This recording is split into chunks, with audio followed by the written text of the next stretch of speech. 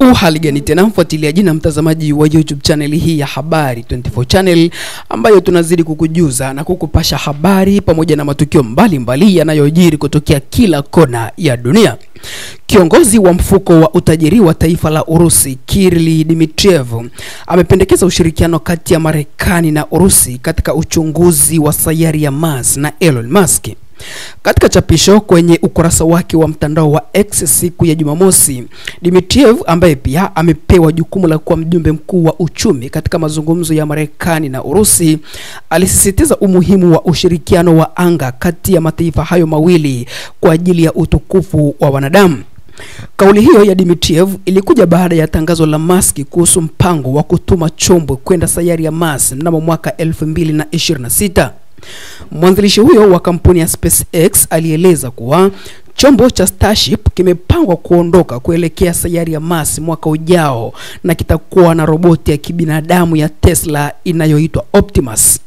Musk alidokeza kuwa safari za binadamu kwenda katika sayari ya Mars huenda zikaanza mapema kama mwaka 2029.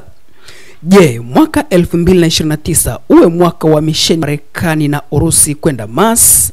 Akili na teknolojia zetu zinapaswa kutumikia utukufu wa wanadamu na si uharibifu wake, aliandika Dmitriev.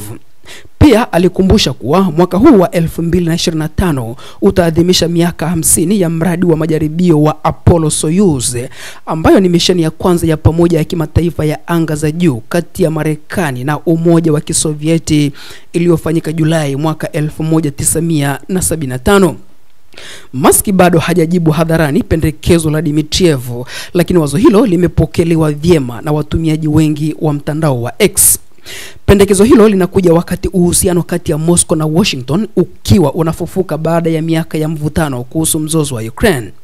Dmitriev alikuwa sehemu ya ujumbe wa Urusi katika mazungumzo ya ngazi ya juu kati ya Marekani na Urusi nchini Saudi Arabia mwezi uliopita, ambayo yalikuwa mawasiliano ya kwanza ya moja kwa moja ya kidiplomasia kati ya mataifa hayo mawili tangu mwaka 2022.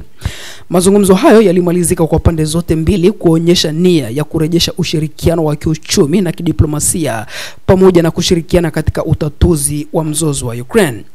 Licha ya mzozo pamoja na vikwazo vya nchi za magharibi dhidi ya Moscow, ushirikiano wa anga kati ya Marekani na Urusi haujasitishwa.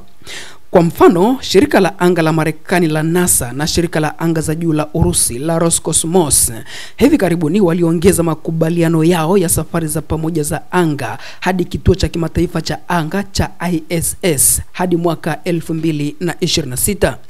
Mwezi uliopita, rais wa Urusi Vladimir Putin alipendekeza kuwa kampuni za ndani za Urusi zinapaswa kushirikiana na Musk mara tu bilionea huyo atakaporejea kuzingatia sayansi badala ya mageuzi ya serikali.